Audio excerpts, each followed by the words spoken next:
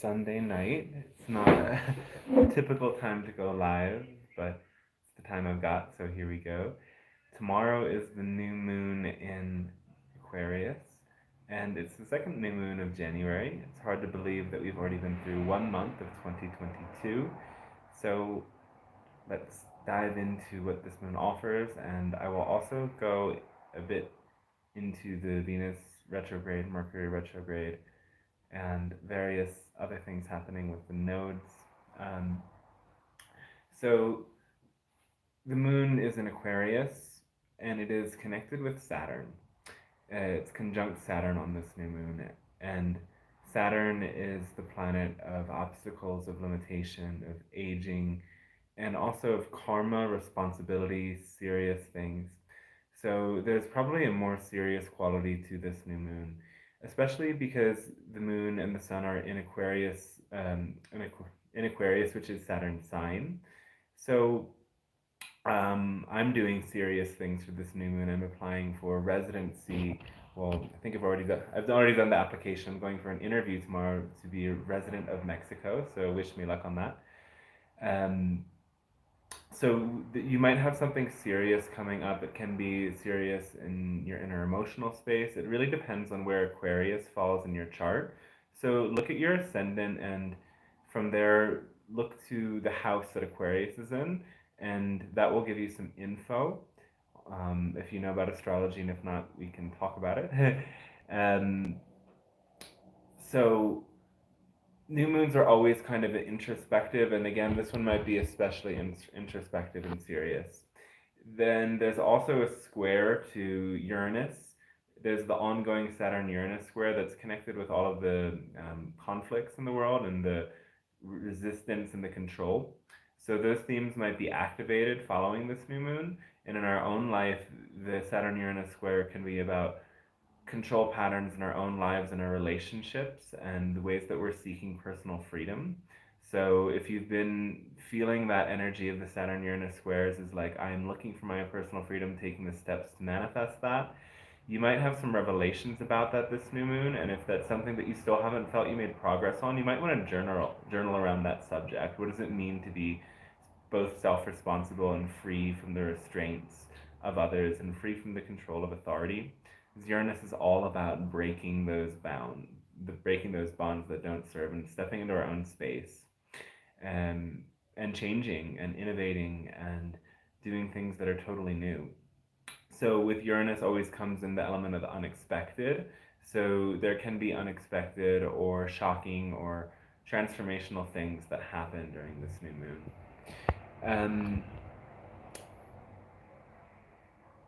And again, all of this will be modified by where it shows up in your chart.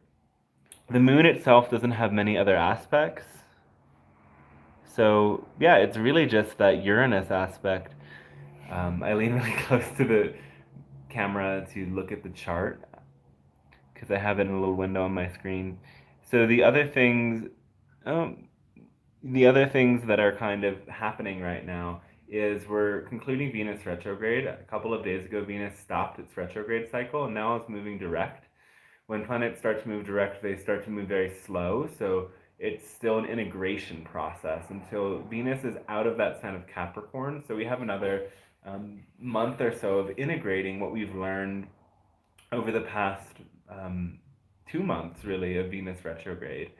And now Venus is met by some other planets. Venus is conjunct Mars, and Venus and Mars together create a lot of passion, a lot of intensity, a lot of can be like love or sexual energy. It can be personal passion to get things done. Maybe it's about passion, passionately reorganizing your finances, as Venus is also connected to that. There's Venus is connected with a very small little asteroid called Vesta, and the way I look at Vesta is it's about what we invest in, because Vesta is this goddess that's sacrifices her. She's a virginal goddess. She never marries. She sacrifices the sexual life and the relational life to be totally connected to spirit. So Vesta in charts can sometimes indicate, if it's in a certain placement, it can indicate somebody who does something of that nature. Though when it's conjunct planets, it means that we have to invest ourselves deeper and go deeper into our heart space of what really ignites our passion. So with Mars, it is that sexual passion that Venus is connected with right now, and with Vesta, it can be spiritual passion that's being ignited within. So stay tuned to those themes, perhaps. And Venus is also sextile to Jupiter, so Jupiter expands. Jupiter can expand relationships, it can expand finances, it can expand those things that we value the most. So you can have some of those as influences with Jupiter connected with Venus. So we are in Mercury retrograde as well, and I'm not somebody who's very afraid of Mercury retrograde. It ends on February 4th, I believe. So Mercury retrograde is a time of introspection. It's a time to reflect, and it's a time to focus our ideas and dial them in better so that we can take the next steps with more clarity. And Mercury retrograde can bring in different sorts of confusions. But this Mercury retrograde and the last one were times when I had to just travel and buy new technology, buy different things that are things you're not supposed to do in Mercury retrograde. And I have to say, so far so good. I have a pretty important meeting tomorrow during Mercury retrograde and during this new moon, so fingers crossed still. But yeah, don't worry about Mercury retrograde complicating things. Just move slower because things can be more confusing with that energy. What else is happening? So the nodes have just shifted, and I might have talked a bit about that in the last video, though when the nodes shift signs, it brings in a whole different dynamic because the nodes are evolutionary edge. It's what we are evolving into. The North Node representing kind of this thing that we're desiring or craving and calling in, and the South Node being something that we're letting go, transforming, or renouncing. And it's connected as well with like this personal karma. So the South Node in Scorpio, some astrologers say a lot of things that this is going to be a very potent time of release where a lot of those deeper emotional energies come to surface. And that's true. And I mean, as a Scorpio, I don't fear that. I enjoy that. And that's what I'm here for. So be open to that transformation. What interests me a lot more at this moment is noticing that the North Node is connected with two different little asteroids right now, and they are Ceres and what is that? Sedna. So I've talked about Sedna in other videos. You can look it up, but basically it's this archetype of the goddess of the sea from the Inuit culture who was sacrificed to the ocean but had the determination to try to climb back into the boat. So it's both about energy. The shadow of Sedna is victimization, and the positive side of Sedna is that determination and is this sort of way that we can persevere through anything. And then Ceres is the goddess of the earth, the home and the hearth. So things that are very nature based and very close to home are activated with Ceres. And so the North Node connected with both of those, it might make us feel more connected to nature at this time. It might make us want to really dial in our own space and get more connected with the earth, or get more connected to our home setting and kind of make it more of what we want. And with that Sedna energy, we might be activating more determination inside, more kind of fuerza, force within us, power to achieve our goals and do what really calls to us. So the North Node will move past those quite quickly. You're welcome, Satya. Cool. Hi, everybody. So yeah, people can ask questions if there's anything that pops into mind. Oh, so what I didn't mention talking about Venus, I talked about the positives, and here's the little challenge is that Venus is square to Chiron at this moment, and she's moving past it quite quickly. But when a planet is connected with Chiron, it brings up wounds around that area. Chiron are the wounds that teach us how to heal, teach us how to heal others. And not all wounds heal, and some become scars that are lessons that we kind of can share, and memories of what we've learned, hopefully. So Venus and Chiron square can be unpacking past pain, unpacking the pain of our past relationships, or with Venus, it's about abundance. Maybe we have this insecurity about not being abundant enough. Those things can come up with the Chiron activation to Venus as well. So that's a passing influence, but depending on how it falls in your chart, you might feel it a little bit more. Chiron in Aries, Venus in Capricorn.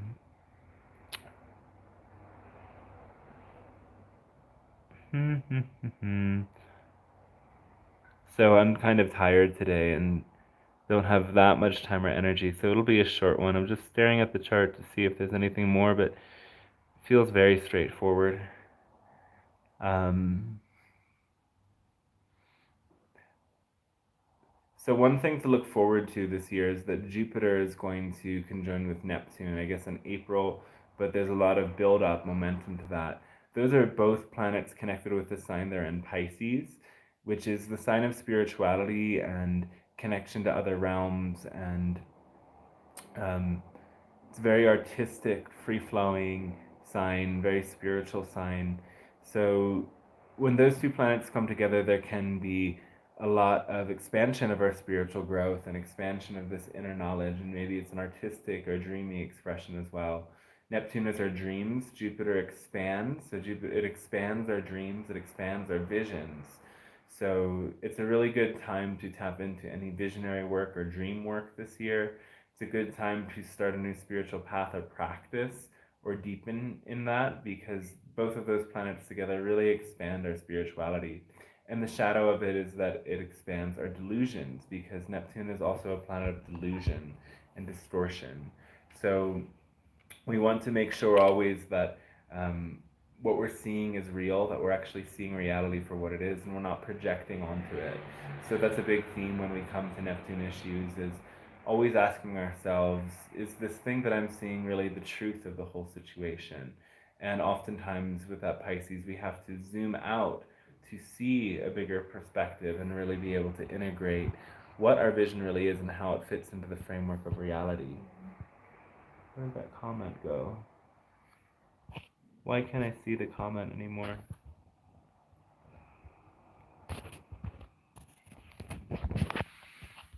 I saw a comment just pop up, but then it disappeared.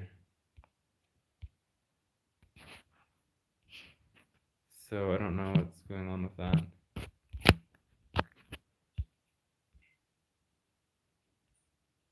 Oh, there it is. I've been learning about resentment toward my dad, ex-husband's girlfriend, allowing it. Learning, yeah. That's a very, learning from the past relationships is always a thing with Venus retrograde. Contemplating them and again thinking about what we've learned from them and healing those resentments. And forgiveness is a deep work, and forgiveness is, not is a process, and actually forgiving others is the end result. And feeling all of that resentment and holding space for it and forgiving ourselves is the biggest part of that process. Forgiving ourselves for the ways that we might have been involved in those things that kind of hurt us in relationships, and forgiving ourselves for not knowing better can be a big part of the forgiveness process. And then it comes down to really forgiving the others and recognizing that many people just simply don't know better, and it wasn't out of malice or it wasn't intentional that they have hurt. It's just that they were in ignorance, and having compassion for people in ignorance is really big, important thing, especially now when there's so much happening out there. So final thing in the short term, as Mercury goes direct, it'll pass over Pluto and Juno is still really close to Pluto, and Pluto brings obsessions and depth and transformation, and Juno is relationships. So some people right now might be feeling very love hungry or seeking love from that energy, or seeking commitment. And Mercury will expand that and activate that more when it goes direct. So with that, and with the Mars and Venus together, it's a time where there might be a lot of passion and depth in relationships and expansion of that. And I'm definitely feeling that in this new year, since Venus retrograde, really, there's been so much growth in relationships, and so many new relationships coming, and so many new ways of relating with others. It doesn't have to be the conventional monogamous relationship or anything that has been defined before. It's learning how to meet the other in the moment in love. And that is one of the best gifts and blessings that we can experience from Venus retrograde.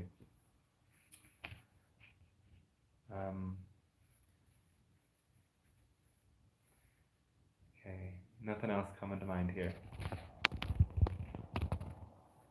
So yeah, the overall message is enjoy and focus your intention for this new moon. And new moons are always about setting intentions for the next cycle, the 28-day cycle. So if you can take a moment with yourself and maybe like light a candle, write some things that you want to call in, or do whatever is your magic. Maybe have a silent meditation, maybe have a ritual or ceremony, and really work with this energy. And again, know that Saturn might make things feel deeper or heavier or depressing.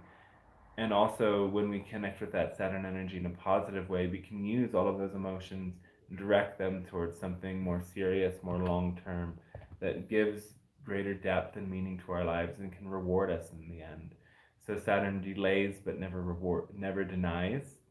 So when we work with that Saturn energy in a good way, we get a lot of reward. Um, so who said Saturn is a malefic, right? Saturn is helpful. Um, and yeah, also being open to the unexpected, because there is that Uranus energy and it is Aquarius. Though again, Aquarius is a planet connected to friends and community and the greater good of all. So this can be a time where you look at what your contribution is to the all. How do you give back to the all?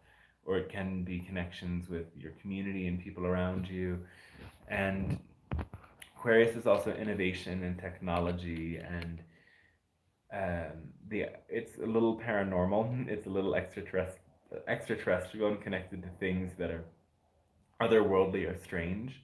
So make some space for that if you'd like, and call in your guides and alien friends, and have some fun with it, and have some fun with the weird, because Aquarius is, after all, one of the weirdest signs of the zodiac, and simply brings out the strange, unseen parts of us that are actually not that uncommon. It's what I notice more and more through observing people. I meet a lot of people who say to me like, you know, I'm I'm like you too. I'm like this weird out there crazy person, crazy in a good way, of course.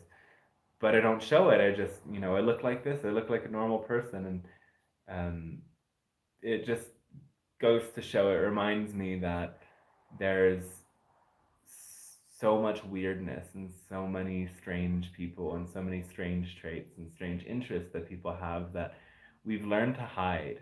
And I think there will come a time in this world when we all realize that we've been hiding the most precious parts of ourselves. And there's so many other people out there who share those parts and share those aspects within themselves.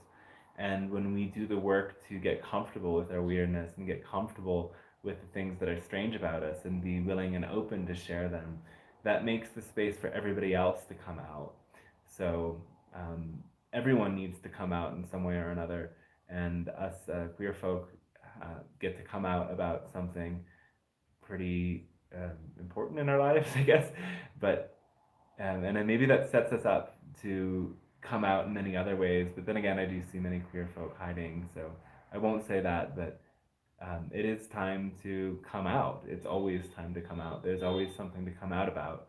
And the deeper you get to know yourself, the deeper you get to see where certain things are hidden and where you're not fully bringing them forward to the table. And realize that the world wants them, the collective wants them. Aquarius is about the collective, is about the whole, is about society. Society wants your weirdness and it wants your quirks. And you wouldn't be the same without them. So there's no reason to hide them. And we're all here to make a world that's safe to be exactly who you are. And we can only create that individually by being exactly who we are. Uh, Weirdness, quirks, craziness, and all. Okay, that's the message for Aquarius New Moon. Thanks for watching, and I'm available for readings, dantestarshine.com. I do a channeling course. The info on that is not up to date. I'm actually going to launch that again in March. So if you're interested, you can message me and we can talk about it. I do free program consultations for it, available for channeling sessions as well. So dantestarshine.com. I am coming back online after a sort of digital detox, not a digital detox, just a social media moment where I was not as attentive to it, and now I'll be more attentive to it. So I'm available if you want to book any sessions. And what else was I saying? Oh, I'm working on a channeled book. Well, the channeled book is done. It's channeled. It's exactly what it needs to be. And now I am in the editing process, and a lot of people are helping me out with it. And you can expect it by January 22nd, February 22nd, 2022. Really exciting launch date. So there will be more updates on that. Stay tuned. And hopefully, not this week, but the following week, the channeling live stream will be back on. Or if I have a great day tomorrow and everything's flowing well, maybe I'll do it this week. Who knows? So thanks for watching, and um, yeah, see you next time. Have a blessed, beautiful night. Peace, love, blessings, and bendiciones to everybody. Let me see those comments before I really sign off.